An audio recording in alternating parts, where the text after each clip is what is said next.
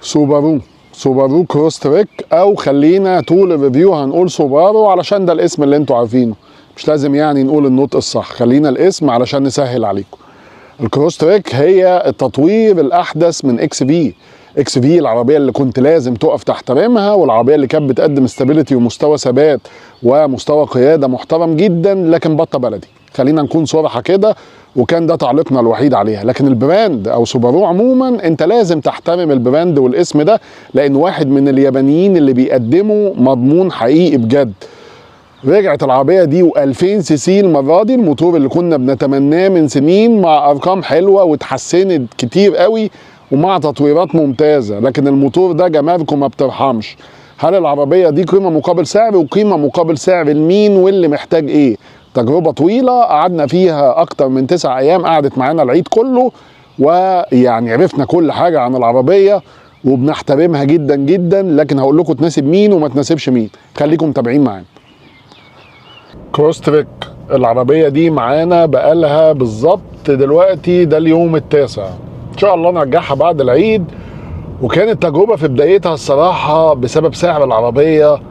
انا كنت متوقع ان انا ممكن اشوف اداء الموتور ال2000 سي سي، احنا عارفينه وبنسمع عنه كلام كويس من زمان، وكنا بنتمنى ان التوكيل يجيبه، بس هو معروف تبعات انه يجيبه. العربيه دي بتدفع ضريبه او جمارك تتخطى ال120%، حوالي 130%، وتراكمي كده بسبب الموتور ال2000 سي سي ده، فرقم ضخم جدا. يكاد جمارك العربيه دي تتجاوز مليون جنيه من ثمنها، او اكتر من المليون جنيه. فطبعا سعر العربيه هيرتفع لان موتور ياباني خالص 2000 سي سي، وليس هناك اتفاقيه مع اليابان، يبقى انت هتدفع الضريبه والجمارك والرسوم مبلغ كبير جدا يوازي مبلغ او ثمن العربيه بره، فالموضوع يعني هيبقى ضخم قوي قوي. بس عموما هل اسعار العربيات في مصر حتى الان بعد التخفيضات والانخفاضات جيده؟ لا، هي الاسعار كلها عاليه، حتى السيارات المعفاه جمركيا تماما، وبيننا وبين الاتحاد الاوروبي وبين تركيا اتفاقيات. يكفي اقول لك ان شقيقه ليها الكورولا العربيه التركي المعفاه بالكامل، اللي ما بتدفعش فقط غير 19% رسوم وضريبه قيمه مضافه، ب1,650,000 بموتور متواضع. فلما نيجي نقول سوبارو بتقدم عربيه 2000 سي سي وسوبارو والمضمون المحترم ده، متوقع انك تسمع الاسعار دي. فالسعر له سبب، له سبب، الجمرك المرتفع. خلينا بقى نتكلم عن المواصفه بتاعت العربيه دي، لاني لما خدتها انبهرت بحاجه جامده قوي قوي يعني. البوكسر انجن او المواتير البوكسر المشتهره بيها سوبارو، والمواتير الافقيه والمواتير اللي موجوده بالعرض في مركز ثقل منخفض تماما ووزن متوزع بالتساوي، مخليه العربيه دي ثباتها، يعني دي هي السيلينج بوينت اللي انت ممكن تتكلم عليها مع عربيه زي الكروس تريك دي. العربيه دي ثباتها في حته تانية حرفيا. العربيه دي بتتنقل من حاره لحاره، والتوجيه والهاندلنج فيها والثبات رائعين، يكادوا يتفوقوا على عربيات اوروبيه والمانيه. ما شفتش انت ولا هتشوف الكلام ده في الفئه دي، ومحتاج تروح تجربها. لو مش مصدقني روح جربها. لو انت مش من ملاك سوبارو، او لو انت مش من الناس اللي عارفه سوبارو بتقدم عربيات عامله ازاي بالمواتير البوكسر انجن دي، المواتير اللي مركز ثقلها منخفض جدا وفيها عبقريه في حته الثبات والاتزان دي، روح جرب العربيه وشوف كلامي ده حقيقي ولا لا. لدرجه ان انا مش من اللي بيحبوا قوي ان هم يخالفوا سرعات الطريق. انا وانا واخد العربيه دي من العبور وراجع بيها للتجمع الخامس، انا العربيه كنت ببص في العداد وببقى مذهول، وحتى يعني كنت ساعات بفوت حارات او افوت طلعه كوبري او الكلام ده، اضطر اخدها بسرعه. انا كنت بروح من حاره لحاره وعلى سرعه، والعربيه ثباتها واتزانها رهيب. النسخه القديمه من السوبارو يمكن كان قاتلها شويه او دافن فيها حته المتعه، الموتور اللي كان الاكسلريشن بتاعه ومستوى ادائه وارقامه كانت ضعيفه جدا. فكانت العربيه يمكن بتتسارع من 0 ل 100 في 14 و14.5 ثانيه، واحسن الاحوال مع الضغط عليها والكلام ده 13.5 ثانيه. الارقام الموتور هنا بقت كويسه قوي، بقت 156 هورس باور مع 196 نيوتن متر عزم، ارقام حلوه بتطلع من موتور تنفس طبيعي. لكن هو انت مش مستني اداء رياضي واداء مواتير تربو وعزم بيطلع بدري والكلام ده. ارقام العزم تعتبر بتطلع في حته كويسه قوي، وعند عدد لفات ار بي ام معقول على المواتير التنفس الطبيعي، عند 2000 لف ال 196 نيوتن متر عزم دول بيطلعوا. فالعربيه دي بقت تديك اداء احسن وافضل بكتير قوي، بقى مخليك عارف تتمتع بحته الثبات اللي كانت بتقدمها، مش مجرد ثبات بس. ارقام اكسلريشن من 0 ل 100 في حوالي 10 ونص ثانيه، ده رقم مقبول جدا جدا على عربيه في الحجم ده وعربيه مرتفعه عن الارض، ورقم يقدر يديك اداء جيد والدواسه حاضره تحت رجلك. كمان نسخه الفتيس السي في تي اللي من 2018 دخل عليها تحسينات كتير قوي، يمكن 4 أو 5 تحسينات، واهمهم تخفيف وزن الفتيس ده حوالي 8 كيلو جرام، وكمان منظومه تبريد كامله منفصله، كولر كامل منفصل وتبريد علشان يعالج مشاكل سخونه نواقل الحركه السي في تي على السرعات العاليه. وده عزز قوي قوي قوي قوي، ورفع كمان درجه قابليته لعزم العربيه، فده عزز قوي قوي من اداء الفتيس ده. فالاداء الفتيس ده بقى حلو، بقى استجابته كويسه جدا. وانتوا عارفين ان هوندا وسوبارو من البراندات اللي بتحط نواقل الحركه السي في تي في عربياتها بلا مشاكل وبتديك اداء كويس. فالعربيه دي بقت منظومه الاداء فيها ومستوى ثباتها ومنظومه الاداء مع الموتور ال 2000 سي سي ونسخه الفتيس المحسنه جيده جدا. انا نفسي استغربت، انا بأحبط دايما من مواتير التنافس الطبيعي، لكن الموتور بقى جاي يديك اللي انت عاوزه، الحته اللي انت عاوزها، ومركز الثقه المنخفض ده مع ثبات انا مش هعرف اوصفه. يعني ما فيش حاجه، ما فيش احساس بادي رول. كمان من مميزات العربيه دي مستوى القعده المنخفض اللذيذ اللي مخليك حاسس انك راكب سيدان. وانا بحب ده في العربيات الكروس اوفر قوي، لاني بكره العربيات الكروس اوفر او الاس يو فيز عشان مستوى القعده العالي والمستوى والقعده اللي مش رياضيه شويه، اللي بتديك احساس محبط انك راكب عربيه فعلا متعدده الاستخدامات عائليه. لكن العربيه دي مدياك الحته الرياضيه دي والقعده بتاعه السيدان. وده كان في عربيات كروس اوفر او سب كومباكت كروس اوفر او اس يو فيز في الفئه قليله قوي. يمكن انا كنت بحب مثلا الكيا اكسيد علشان كده، مستوى القعده اللذيذ الجيد. عربيات سيات كمان زي الاتيكا والكلام ده اللي تديك برضه مستوى القعده اللذيذ اللي بيحسسك انك في سيدان. فتعتبر كروس تريك من واحده من العربيات اللي بتديك احساس القعده الرياضي الحلو ده. فالمنظومه كلها والتوليفه كلها بقت جيده جدا ومتميزه جدا، مع مستوى ثبات هيخليك تحب تسافر بالعربيه دي الصراحه. لما نيجي عند حته استهلاك البنزين، انا ما اتفاجئتش وما احبطتش في نفس الوقت. استهلاك البنزين كان على الاقتصاديه، ولما تحطها على المود اللي عندهم الاي اللي هو الايكونومي اللي بيوفر شويه من استهلاك البنزين ويضع العربيه على اقل استهلاكاتها، يعني فانت ممكن تشوف من 9 ل 10 لتر. لما تضغط ولما تحطها على سبورت مود ولما تضغط برجلك قوي وتحب تستمتع بالموتور ال2000، وخصوصا كمان ان مميزات الموتور البوكسر انه سايلنت وصوته رياضي شويه لما بيعلى، فمع التدويره يعني هو سايلنت، ولما بتضغط صوته رياضي شويه. لما هتحب تستمتع هتشوف ال 12 وال 13 لتر لكل 100 كيلو متر، فمن 9 حتى 12 و13 يعتبر استهلاك متوسط على موتور 2000 سي سي.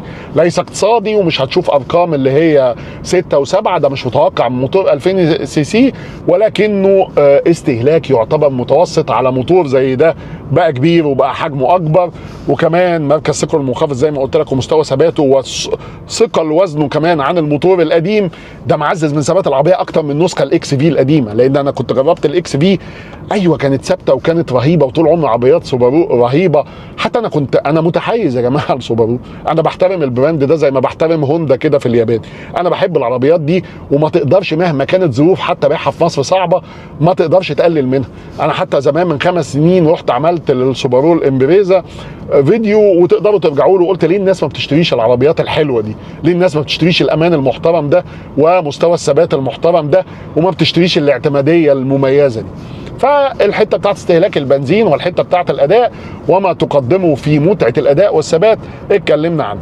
لما نيجي عند العفشه ممتازه، عفشه العربيه ممتازه جدا جدا جدا، وكمان نظام الدفع الكلي في العربيه دي اللي شغال على طول 60-40، ويقدر يحسب بالحساسات عنده كل موقف لكل عجله ويديها القوه في وقت ما لما تحتاجه.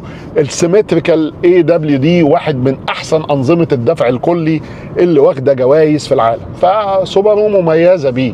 نظام دفع كلي يعني مش عارفه دكر من الاخر، يعني مش لاقي له وصف، فخلينا نوصفه بالبلدي كده، نظام دفع كلي هينفع، حتى بينفع اوف رود. العربيه دي كانت بتطلع طلعات الاوف رود يعني، وبينفع في كل المواقف، وواحده من العربيات اللي فعلا نظام الدفع الكلي السيمتريكال AWD واحد من انظمه الدفع الكلي اللي شغاله على طول، اللي ما بتفصلش وبتتدخل عند كل عجله لما تحتاج في موقف، وعلى طول 60 قدام 40 ورا، شغال دفع كلي على طول، والعجل كله شغال، ونظام دكر زي ما بقول لك كده. لما نيجي بقى نتكلم عن مستوى الراحه في العربيه، الكرسي مريح، كرسي العربيه مريح، ومستوى الجلوس مريح، ووضعيه القياده زي ما قلت لك مريح. لكن لما تيجي تتكلم عن الباكج الاوبشن، تعرف اليابانيين وعملانيتهم. هل العربيه فقيره؟ لا، فيها كل الاساسيات وحاجات دلع شويه زياده، لكن مش كل الدلع اللي انت فاكره وتتخيله. العربيه دي فيها مثلا الانفوتينمنت سيستم الجديد، الشاشه اللي بقت رائعه، ومستوى الريزوليوشن بتاعها ونقائها، ومفيش اي دروب في الفريمات، والاستجابه ممتازه، ريسبونس حلو قوي، الشاشه حلوه قوي، وفيها ابل كار بلاي واندرويد اوتو وايرلس، ودي حاجه كويسه ما نشوفهاش في عربيات ياباني كتير، وفيها كل الداتا اللي تقدر تشوفها عن العربيه واللي تحب تستخدمها، وفيها كل حاجه قدامك، والشاشه لطيفه جدا واستخداماتها لطيفه. للاسف العربيه كاميرا خلفيه بس، مش كاميرات 360، كنا نتمنى كاميرات 360. فيها فتحه سقف لكن ما فيهاش بانوراما، فيها فتحه سقف كهرباء كويسه، وفيها شاحن وايرلس وكرسي كهرباء للسواق، لكن برضو من العيوب ان للاسف ما فيهاش شنطه كهرباء. هتلاقي الفرش الجلد موجود، هتلاقي ضم المرايات الداخلي موجود، قدامك كل الداتا والعدادات ومستوى الرؤيه واضح قدامك. فيها باكج الاوبشن الاساسيه، وفيها شويه دلع زياده ما بيجيش في بعض العربيات اليابانيه، زي الشحن الوايرلس والاندرويد اوتو والابل كار بلاي الوايرلس، وبعض العربيات اليابانيه بتغفل الكرسي الكهرباء. فيعني فيها الحاجات دي موجوده ومقبوله، لكن لو هنعلق على حاجه ان ما فيهاش شنطه كهرباء، والعربيه زي ما بقول لك كده ما فيهاش بقى الدلع اللي هو بتاع الصيني والكلام ده. اليابانيين بيدوك العملانيه واللي يعيش معاك العمر كله، واللي انت هتحتاجه فقط، ما بيبالغوه. وبرضه نعلق على ان ما فيهاش كاميرات 360، كنت اتمنى ان يبقى فيها سيستم الكاميرات ال 360. عند الامام بقى حدث ولا حرج، عدد الايرباجات الكامل، الاي سايت واحد برضو من افضل انظمه الامان واقدمها في العالم، اللي هي مجموعه الدرايفر اسيست كامله، واللي بتديك كل التحذيرات اللي انت عاوزها، وبتتدخل الامرجنسي سيفتي بريك والكوليجن اسيست، بيتدخل عند الطوارئ وبيقدر يحدد الايتم ويقدر يحدد العربيات قدامك. الادابتيف كروز كنترول، مجموعه اللين كيب اسيست واللين ديبارشر كامله بتتدخل وتدي تحذير. فالاي سايت يعني رهيب. وكمان في الريفيرس في برضو الامرجنسي سيفتي بريك، بتقدر تتدخل لو في عائق وراك او في عربيه قطعت عليك الطريق فجاه وانت راجع بظهرك ومش شايف، تعتبر نقطه عاميه بالنسبه لك في الظهر، فبتقدر تتدخل وتفرمل وتمنعك من الاصطدام. واحد من افضل انظمه الامان في العالم، ويمكن واحد من اوائل انظمه الامان اللي شفناه في السوبرو الاكس في زمان، واللي كان بينزل قبل ما كل العربيات دي تنزل، سواء صيني او اوروبي او ياباني حتى، فيها مجموعه الدرايفر اسيست.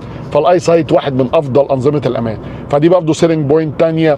يبقى عندنا نظام الدفع الكلي، عندنا مستوى الثبات الرائع اللي بيقدمه البوكسر انجن، وثقل وزن الموتور ال2000 كمان عن الموتور القديم، ومركز ثقل القريب من الارض اللي بيعزز بالثبات، وعندنا الامان الممتاز، وعندنا السيمتريكال AWD. دي نقط تميز للعربيه دي، مش هتلاقيها في ولا عربيه ياباني 100%. نظام دفع كلي محترم، نظام امان محترم، موتور محترم ما بتشوفش زيه في مصر، 2000 سي سي من المواتير التنافس الطبيعي، طويله العمر والاعتماديه جدا. طيب لما تيجي تتكلم عن مساحات الجلوس ومساحات التخزين، لا، العربيه دي مش جايه تقدم الحته دي. العربيه دي جايه تقدم شكل رياضي انا بحبه من زمان على فكره، منذ تحسين شكل السوبرو الاكس في والفيس ليفت بتاعها والكروس تريك الجيل الجديد. بحب الشكل ده قوي، وبحب السحبه الحلوه دي اللي تحسسك انها هاتشباك مرتفع عن الارض، لكن هي عربيه كروس اوفر. وبحب تصميمها قوي، لكن ما تديكش مساحات. مستوى الجلوس الخلفي مش بتاع عيله كبيره. هل ده ما يناسبش كل الناس؟ لا، يناسب ناس عندها مثلا طفلين وزوج وزوجه، لكن النفق الفتيس العالي مش هيخلي حد يقعد براحته ورا، ومستوى مساحات الجلوس مش قوي قوي.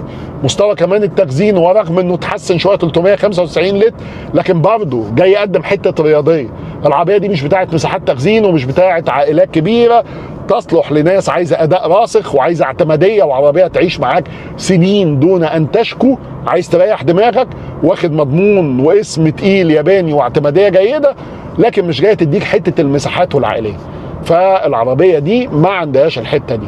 ده ممكن يكون عيب بالنسبه لك وميزه لواحد تاني مش عايز عربيه ضخمه ومش عايز مستوى مساحات كبير وعارف استخداماته لايه، فده شيء نسبي يرجع لك انت، لكنها ليست من سيارات المساحات. العربيه مضمونها كويس قوي، وحتى الساوند سيستم فيها حلو جدا. مستوى الصوت والساوند سيستم والتريبل والبالانس ما بين التريبل والبيز، لا مستوى الصوت فيها حلو قوي، عجبني ده. مستوى عزل العربيه كمان ممتاز، عزل العربيه رائع وممتاز وجيد جدا، رغم ان الخامات في العربيه مش ريتشي قوي يعني. تجد البلاستيك برضه موجود، لكن السوفت تاتش موجود في حتت كتير مع مزج الكربون فايبر. وينقص بقى شويه حتت الدلع اللي بتلاقيها في عربيات تانية، الامبيانت لايت الكلام ده، ينقص شويه الحاجات دي، بس احنا عارفين اليابانيين مالهمش قوي في المياصه والدلع ده. مستوى العربيه والعربيه دي تناسب مين؟ تناسب واحد عايز يركب عربيه ويريح دماغه، لا يشغل باله بمصاريف تشغيل واعطال مفاجاه والكلام ده، وعايز يركب عربيه تدوم العمر كله، عايز مستوى ثبات رهيب وبيسافر على الطريق كتير، وعايز يكون راكب عربيه بجد الذكر ويكون مطمن، مش هتحيد عن اللين اللي هو ماشي فيه ابدا، واي موقف طارئ العربيه معاك ثابته ثبات رائع. عايز موتور تم تحسينه، وعايز امان كويس، وعايز مستوى رائع زي ده، وعايز تكييف ثلاجه بتاع الياباني طبعا واسم جيد هيديك اعتماديه العمر كله وتريح دماغك وتبعد عن وجع الدماغ. واحد تاني عايز دلع وعايز اداء اعنف شويه وموتير اعنف وما عندوش مشكله مع قله الاعتماديه، روح بقى العربيات تانية في الفئة دي كتير. سعر العربية دي تم تخفيضه ل 2,350,000 مع مدة ضمان 6 سنين أو 200,000 كيلو من وكيلها أبو غالي، وده يعتبر أعلى ضمان في السيارات اليابانية في مصر دلوقتي. شكرا، وكان معاكم محمود خيري في تقييم سوبارو كروس تريك. هل تناسبك ولا ما تناسبكش؟ انت اللي تحكم بعد ما قلنا لك العيوب والمميزات. شكرا.